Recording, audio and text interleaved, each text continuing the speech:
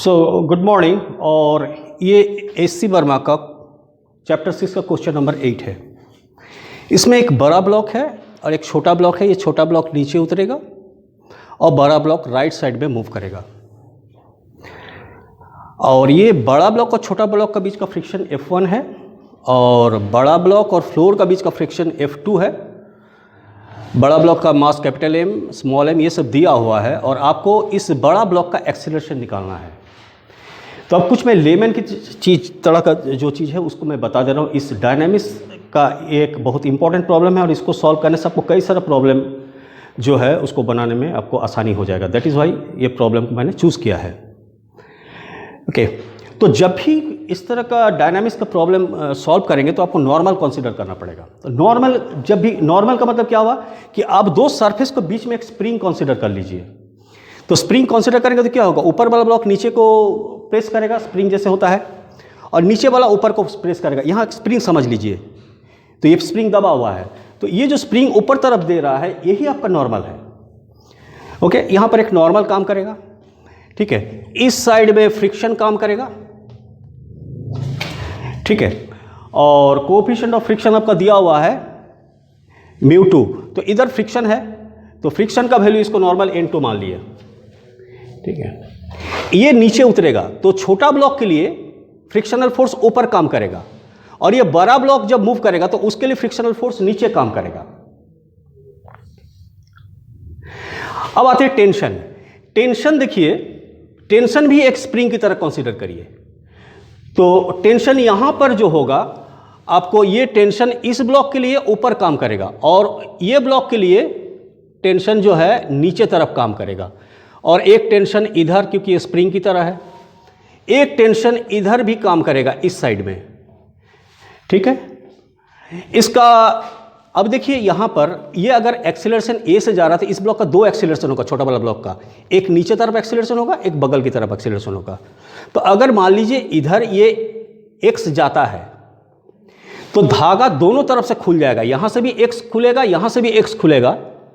तो ये 2x, क्योंकि धागा तो फिक्स है, तो ये 2x नीचे उतर जाएगा, यानी नीचे वाला एक्सीलरेशन जो होगा वो डबल होगा इधर वाला एक्सीलरेशन का।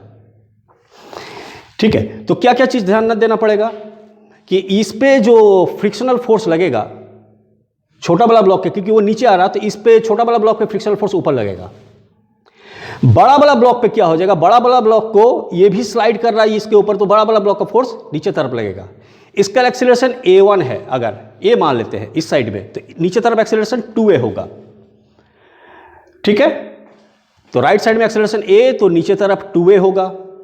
छोटे वाले पे फ्रिक्शन अगर ऊपर तरफ लगेगा तो बड़े वाले पे वही फ्रिक्शनल फोर्स नीचे तरफ लगेगा। ठीक है, तो ये सारा मोटा मोटी फोर्सेस है, इसको हम लोग अभी कॉपी में सॉल्व करके आपको दिखा दे रहे हैं, फ्री बॉडी डायग्राम बना दे रहे हैं, इक्वेशंस बना दे रहे हैं, तो आप इसको सॉल्व कर सकते हैं। ओके, तो let's move towards the copy. Copy में हम लोग इसको बढ़िया से करते हैं। नाउ अब देखिए, हम इसका दो बॉडी को हम सेपरेट कर लिए और इसका इक्वेशंस बनाते हैं। तो ये जो बॉडी है ये इधर अगर A एक्सेलरेशन से चलेगा तो धागा दोनों तरफ से खुल जाएगा, यहाँ से भी खुल जाएगा धागा और यहाँ से भी धागा खुल जाएगा। तो ये अगर x डिस्टेंस जाएगा इधर, तो इधर से भी x खुलेगा, इधर से भी x खुलेगा, तो ये जो छोटा वाला ब्लॉक है ये 2x नीचे उतरेगा। तो इसका एक्सेलरेशन अगर a है तो ये नीचे वाला के इसका एक्सेलरेशन हो जाएगा 2a। ठीक है, नीचे तरफ एक्सेलरेशन हो जाएगा 2a। ठीक है, और इधर का एक्सेलरेशन आपका हो जाएगा a। अब देखिए इस पे देखिए फोर्स जो काम करेगा, ये इसके ऊपर नॉर्मल लगाएगा, यानी छोटा वाला जो है बड़े वाले पे नॉर्मल इधर लगाएगा, N1 मान लेते हैं, और बड़ा वाला छोटा वाले पे नॉर्मल इधर लगाएगा, इसको N1 मान लेते हैं। ठीक है, इसका मास स्मॉल m है, इसका मास है कैपिटल M। ओके, अब देखिए इस पे कौन कौन फोर्स लग रहा है। ये नीचे उतर रहा था, इस पे फ्रिक्शनल फोर्स ऊपर तरफ लगेगा। F1, और F1 का वैल्यू हो जाएगा आपका, F1 का वैल्यू हो जाएगा N1 μ1, ठीक है। और आपका N1 हो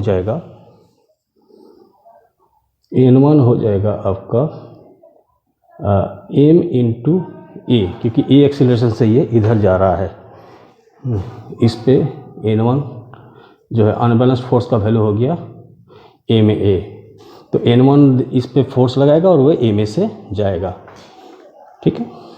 हर जगह अनबैलेंस्ड फोर्स निकालना पड़ेगा, ठीक है। तो ये हॉरिजॉन्टल में तो ये हो गया छोटा वाला ब्लॉक का, और छोटा वाला ब्लॉक का वर्टिकल में क्या क्या फोर्स है। छोटा वाला ब्लॉक का वर्टिकल में नीचे उतर रहा हो तो फ्रिक्शन ऊपर लगेगा, और आपका टेंशन ऊपर लगेगा, और नीचे लगेगा mg।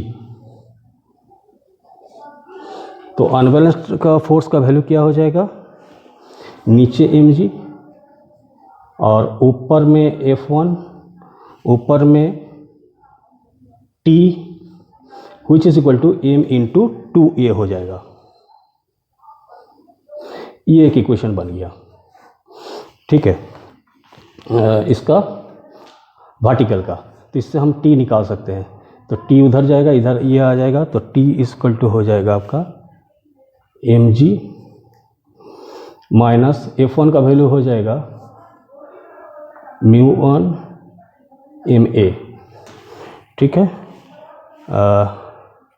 माइनस 2 ma, ये ma इधर आएगा। तो एक इक्वेशन यहाँ से हम T निकाल लेंगे, ये छोटा वाला ब्लॉक का, ठीक है। अब आते हैं बड़ा वाला ब्लॉक का वर्टिकल में। बड़ा वाला ब्लॉक का वर्टिकल फोर्सेस, तो इस पे जो ग्राउंड है ऊपर, इसको नॉर्मल देगा N2, ठीक है। इसका नीचे आपका mg काम करेगा, कैपिटल M इंटू जी, ठीक है। अच्छा, ये छोटा वाला ब्लॉक जब नीचे आ रहा था तो फ्रिक्शन ऊपर लग रहा था, तो बड़ा वाला ब्लॉक पे भी फ्रिक्शन लगेगा F1, ठीक है। और ये जो टेंशन है, ये टेंशन आपको नीचे तरफ लगेगा, ये इसको खींचेगा नीचे तरफ, ठीक है। तो ऊपर तरफ एक ही तो फोर्स लग रहा बड़ा वाला ब्लॉक के लिए, तो बिगर ब्लॉक के लिए आपको आ जाएगा, बिगर ब्लॉक के लिए ऊपर तरफ एक ही फोर्स है N2, ठीक है। और नीचे तरफ जो फोर्स है वो है mg प्लस ये फ्रिक्शनल फोर्स F1 है, प्लस ये टेंशन, ये जो यहाँ पर जो धागा है ये जो खींच रहा है नीचे, तो ये टेंशन T भी नीचे तरफ काम करेगा, ठीक है। तो ये इसका ये F1 का वैल्यू आपको पता है, N2 आपको रिप्लेस करना पड़ेगा बाद में, ठीक है। तो N2 रिप्लेस कर देंगे हम लोग, और यहाँ पर आपको अब हॉरिजॉन्टल इसका क्या, ये वर्टिकल का हो गया, ये वर्टिकल,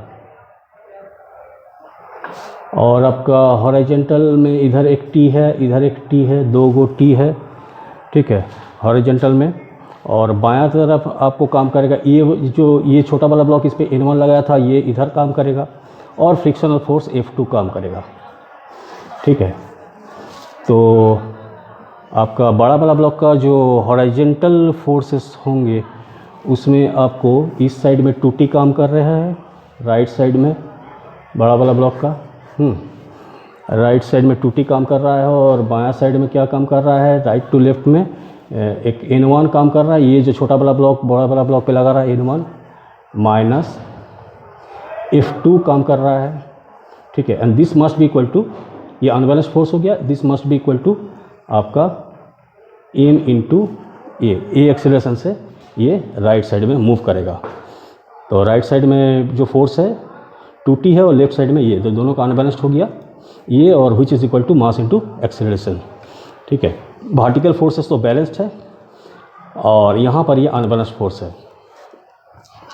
आपका F2 का वैल्यू हो जाएगा μ2 इंटू N2, ठीक है।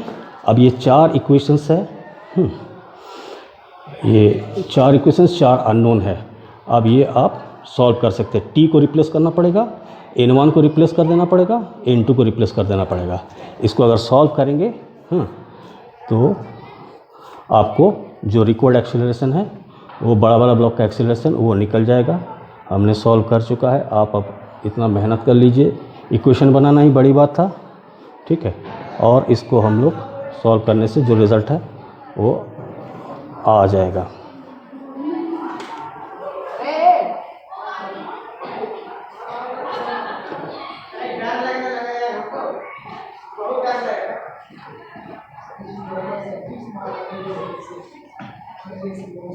सॉल्व करने से ये आ गया।